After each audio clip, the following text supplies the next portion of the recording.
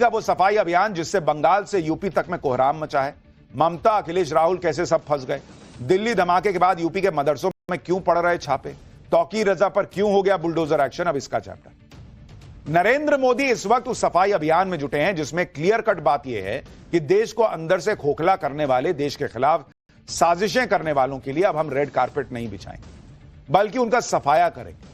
और नरेंद्र मोदी के इसी सफाई अभियान से बंगाल से लेकर यूपी तक कोहराम मच गया है। कैसे ममता बनर्जी से लेकर अखिलेश और राहुल गांधी सब पीएम मोदी के सफाई अभियान से मचे कोहराम में फंस गए। बंगाल में इस वक्त घुसपैठियों पर एक्शन को लेकर क्या हो रहा है। दिल्ली धमाके के बाद यूपी के मदरसों पर छापे क्यों पड़ रहे हैं। यूपी में विवादित मौलाना तौकीर रजा पर बुलडोजर एक्शन कैसे शुरू हो गया फिर से, आज आपको सब दिखाऊंगा। लेकिन पहले एक ट्रेलर देखिए।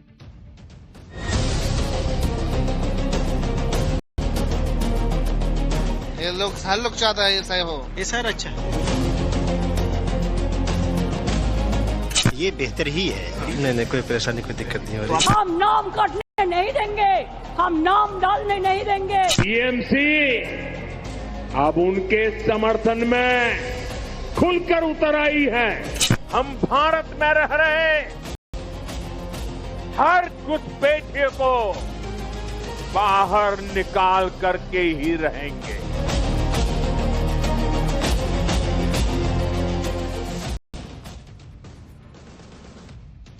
नरेंद्र मोदी के सफाई अभियान से सबसे ज्यादा बवाल मचा है पश्चिम बंगाल में, जहां एसआईआर हो रहा है, जहां घुसपैठियों को भगाने की तस्वीरें सब देख रहे हैं। और इस सफाई अभियान से ममता बनर्जी कई दिनों से भड़की हुई। ममता बनर्जी तो एसआईआर के खिलाफ सड़क पर उतरकर प्रोटेस्ट कर चुकी। ममता बनर्जी ने बीएलओ की आत्महत्या का मुद्दा उठाया और केंद्र सरकार को बीएलओ की मौत का जिम्मेदार बता दिया। ममता बनर्जी ने आज एक नया दांव भी चल दिया। ममता बनर्जी ने एसआईआर के दौरान जान गंवाने वालों के परिवार वालों को मुआवजे का ऐलान किया। ममता बनर्जी ने कहा कि एसआईआर के दौरान 39 लोग जान गंवा चुके हैं, जिसमें 4 बीएलओ भी हैं। ममता बनर्जी ने इन सभी के परिवार वालों को 2-2 लाख रुपए के मुआवजे का ऐलान कर दिया। एसआईआर के काम से जुड़े 3 बीएलओ समेत 13 लोग बीमार भी हुए हैं। इनको 1-1 लाख रुपया दिया जाएगा। एसआईआर के मुद्दे पर ममता बनर्जी तो बीजेपी को धमकी भी दे चुकी है कि अगर एसआईआर नहीं रोका गया तो वो बीजेपी की नींव हिला देंगे। ममता बनर्जी एसआईआर के मुद्दे पर लगातार मोदी सरकार पर हमलावर है, जबकि प्रधानमंत्री मोदी घुसपैठियों को बाहर निकालने का संकल्प ले चुके हैं। एसआईआर इस काम में एक महत्वपूर्ण कड़ी साबित हो रही है और इससे घुसपैठियों की पहचान भी हो रही है, वोटर लिस्ट की सफाई भी हो रही है। बंगाल में तो एसआईआर का भयंकर असर दिख रहा है। आप ये तस्वीरें देखिए, कैसे लोग बंगाल से वापस जा रहे हैं। बंगाल के कई जिलों से बांग्लादेश का बॉर्डर लगता है और ये सभी लोग वापस बांग्लादेश जा रहे हैं। अब विपक्ष बताए कि एसआईआर की जरूरत नहीं है, ना होता एसआईआर तो ये लोग निकलते कभी बोरिया बिस्तर बांध के। एसआईआर का भले ही ममता बनर्जी विरोध कर रही हैं, लेकिन बंगाल के बॉर्डर वाले जिलों में लोग खुश हैं। देखिए बांग्लादेश बॉर्डर से लगे हकीमपुर से नवभारत की ये ग्राउंड रिपोर्ट। इस वक्त हम नॉर्थ 24 परगना के हकीमपुर गांव में मौजूद हैं और ये हकीमपुर का वो इलाका है जो कि बांग्लादेश और पश्चिम बंगाल के बॉर्डर पे है। बड़ी संख्या में हमने देखा था कि बांग्लादेशी जो हैं वो हकीमपुर बॉर्डर के रास्ते ही बांग्लादेश गए थे और बड़ी भीड़ भी देखने को मिली थी। एसआईआर का विरोध भी लगातार देखने को मिल रहा है, लेकिन लोगों के अंदर गांव में क्या माहौल है ये हम जानने की कोशिश करेंगे। दिक्कत नहीं है, इधर हुआ सही हुआ। जब बाहर का आदमी आके इधर वो कर रहे, हम लोग का जो काम धंधा करते तो उनको वो कम पैसे में कर रहे। हो गया हमारा, करा दिया आपने? जमा दे दिया। एसआईआर करा लिया, पेपर दे दिया? सब हो गया। कोई दिक्कत परेशानी? सब ठीक ठाक कंप्लीट कर जमा दवाई। फॉर्म भर दिया आपने? हाँ, फॉर्म भरते हैं। कोई दिक्कत परेशानी? कुछ नहीं। फायदा होगा, नुकसान क्यों होगा। मान लो जितना बांग्लादेश का था वो उधर अपना गांव चला जाएगा, हम लोग अपना खुश है। यहाँ से लगभग 1 किलोमीटर आगे बॉर्डर होगा और 1 किलोमीटर आगे बॉर्डर है और लोग बता रहे हैं कि बहुत खुश है। ये वो इलाके हैं जहां से बांग्लादेश की सीमा 1 किलोमीटर दूर है और यहां लोग कह रहे हैं कि एसआईआर की वजह से स्थानीय लोगों को फायदा होगा। वोटर लिस्ट में जिनका नाम 2-2 जगह है वो हटेगा और सबसे बड़ी बात कि घुसपैठियों को बाहर जाना होगा। मालदा के लोग क्या कह रहे हैं एसआईआर पर, सुनिए एक बार। बहुत सही हुआ, जरूरी है। क्या फायदा होगा इससे? क्या इससे फायदा होगा जो कोई अगर बाहर का आदमी आएगा तो इधर रुक नहीं पाएगा। एसआई के लिए बहुत अच्छा हो गया है और ये एसआई बहुत अच्छा किया है।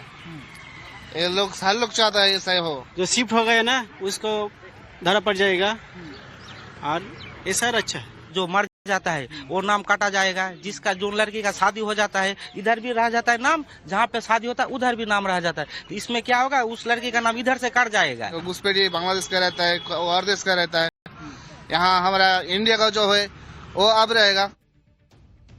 बंगाल के लोग एसआईआर का समर्थन कर रहे हैं, इसके फायदे गिना रहे हैं, लेकिन ममता बनर्जी विरोध पर अड़ी हुई, जबकि बंगाल में एसआईआर के दौरान भयंकर गड़बड़ियां मिल रही। चुनाव आयोग से जुड़े सूत्रों के मुताबिक बंगाल में अब तक 2208 बूथ ऐसे मिले हैं जहां से एक भी नील अनकलेक्टेबल इन्यूमरेशन फॉर्म्स नहीं लौटे। 2208 बूथों पर कोई भी ऐसा वोटर नहीं मिला जिसकी मौत हो गई हो, जो शिफ्ट हो गया हो या जिसका नाम एक से ज्यादा जगह पर हो। ऐसा होना बहुत ही असामान्य है, क्योंकि सामान्य तौर पर हर बूथ से कोई ना कोई मृत या शिफ्ट मिल जाता है। चुनाव आयोग ने अब संबंधित जिलों के इलेक्टोरल रजिस्ट्रेशन अधिकारी और जिला इलेक्शन अधिकारी से जवाब मांगा है। अब तक एसआईआर के दौरान बंगाल में 21 लाख मृत मतदाताओं की पहचान हो चुकी है। बंगाल में सफाई अभियान के साथ साथ एक सफाई अभियान यूपी में भी चल रहा है, लेकिन यूपी में सफाई अभियान सिर्फ एसआईआर को लेकर नहीं हो रहा, बल्कि एक सफाई अभियान दिल्ली ब्लास्ट की साजिश करने वालों से जुड़े लोगों का भी हो रहा है। सीएम योगी ने मदरसों की सिक्योरिटी चेकिंग का आदेश दिया। दिल्ली ब्लास्ट के आरोपियों का कनेक्शन अल फला यूनिवर्सिटी से था, यानी पढ़े लिखे लोग इस तरह के धमाके कर रहे हैं। इसी को देखते हुए यूपी एटीएस ने यूपी के मदरसों की पूरी जानकारी होने पर जोर दिया है, जिसके बाद सीएम योगी ने यूपी के सभी मदरसों की जांच के आदेश दे दिए। इसके मुताबिक यूपी के मदरसों में पढ़ने वाले हर छात्र की जानकारी मांगी गई है। हर छात्र का स्थायी और अस्थायी पता होना चाहिए, उसकी जानकारी मांगी गई है। छात्रों के अभिभावकों के एक्टिव मोबाइल नंबर की जानकारी, मदरसे में पढ़ाने वाले मौलवियों और शिक्षकों का बैकग्राउंड, मैनेजमेंट कमेटी के मेंबर्स की भी जानकारी मांगी गई। इससे पहले सीएम योगी ने यूपी में डिटेंशन सेंटर बनाने का भी आदेश दिया था, जिस पर काफी हंगामा हुआ था। अब मदरसों की चेकिंग का आदेश, यानी सीएम योगी फ्रंट फुट पर प्रदेश के हित के लिए काम कर रहे हैं। लखनऊ से एक ग्राउंड रिपोर्ट देखिए। में देखिए किस तरीके से जो टीचर हैं वो बच्चों के वेरीफाई कर रहे हैं, जो डॉक्यूमेंट्स उनके हैं उनको चेक किया जा रहा है, आधार कार्ड चेक किया जा रहा है। मकसद ये है कि ये बच्चे जो है वो कहाँ के हैं, कौन बच्चे हैं जो इन मदरसों में पढ़ते हैं, तो ये जानना बेहद जरूरी है। और शायद इसीलिए सरकार के निर्देश के बाद, सीएम योगी के निर्देश के बाद जो है तमाम मदरसे हैं वहाँ बच्चे जो पढ़ रहे हैं उनकी संख्या, उनके नंबर्स, उनके जो आई कार्ड्स हैं वो चेक किए जा रहे हैं। देखिए किस तरह से जो है जो आधार कार्ड उनके पास है उनको आधार कार्ड को वेरीफाई किया जा रहा। तो ये जो मदरसा है लखनऊ का, इस मदरसे में देखिए क्या जांच क्या कर रहे हैं आप लोग? सर मैं इनकी आधार कार्ड वेरिफिकेशन कर रहा हूँ, फोटो से मैचिंग कर रहा हूँ, किस डिस्ट्रिक्ट से बिलोंग करते हैं वो कर रहा हूँ, किस स्टेट से बिलोंग करते हैं वो सारा वेरिफिकेशन करने के बाद ही ये सारे डॉक्यूमेंट सबमिट कर रहा है। अच्छा, तो ये मांगा गया है डॉक्यूमेंट? जी जी हाँ, डॉक्यूमेंट वेरिफिकेशन मांगा गया मंत्री जी। क्या मांगा गया है, क्या जानकारी? इसमें ये मांगा गया कि सारे स्टेट किस स्टेट के हैं, जैसे उत्तर प्रदेश के या बंगाल के या किस जगह के, सारा वेरिफिकेशन में विद स्टाफ के, विद बच्चों के सारी चीजें मांगी गई। तो हम लोग ये बच्चों से सारा वेरिफिकेशन कर रहे हैं, आधार कार्ड से मैचिंग कर रहे हैं, ये कहाँ है क्या, क्योंकि उस इंसिडेंट के बाद, और ये बहुत जरूरी भी था कि हर एक बच्चे का पुख्ता वेरिफिकेशन हो जाए जिससे वो यहाँ से बिलोंग करते हैं, इसी संस्था में रहते हैं। इस चेकिंग अभियान से मदरसों में हड़कंप मचा हुआ है, क्योंकि यूपी में मदरसों की संख्या छोटी मोटी नहीं है। यूपी में लगभग 23,500 मदरसे हैं, 16,513 मदरसे मान्यता प्राप्त हैं। इसमें से 560 मदरसे एडेड हैं, जिनको सरकार ग्रांट देती है। 8,000 मदरसे गैर मान्यता प्राप्त हैं। इन सभी मदरसों की चेकिंग शुरू हो गई है। छात्रों के आधार कार्ड देखे जा रहे हैं, वो कहां से आए हैं, कब से पढ़ रहे हैं। मौलवियों का भी बैकग्राउंड चेक किया जा रहा है। यह सब इसलिए हो रहा है ताकि किसी भी तरह से मदरसों का मिसयूज ना हो। मदरसों के छात्र इस प्रक्रिया से सहमत हैं और इसे जरूरी भी बता रहे हैं। सुनिए एक बार। आई कार्ड, आधार कार्ड और उसको नाम से मैच करके और इसको पॉजिटिव वे में लेना है, और ताकि इसमें कोई बेहतर ही है। नहीं कोई परेशानी, कोई दिक्कत नहीं हो रही। तो आप लोग सपोर्ट कर रहे हैं, आप लोग जांच हो रही है, कोई दिक्कत हो रही है आप लोग को? कहाँ के रहने वाले हैं आप? मैं जिला कुशीनगर का रहने वाला। कोई दिक्कत हो रही है क्या? नहीं, कोई दिक्कत नहीं सर। आपको लगता है ये ठीक है? जी बिल्कुल दुरुस्त है। क्यों ऐसा होना चाहिए? क्योंकि लोगों को पता चले कि लोग कहाँ से हैं, कहाँ से आए हैं पढ़ने के लिए, और नजर में रहे, जानकारी होनी चाहिए, मालूम होना चाहिए मतलब कि कहाँ के हैं ये। बिल्कुल जरूरी सर है। तो ये तमाम जो छात्र हैं ये भी इस बात को मानते हैं कि ये जरूरी है, जो यहाँ पढ़ाने वाले टीचर्स हैं वो भी मानते हैं कि ये बेहद अहम फैसला है। इधर यूपी के मदरसों की चेकिंग हो रही है, दूसरी तरफ सीएम योगी का बुलडोजर गरज रहा है।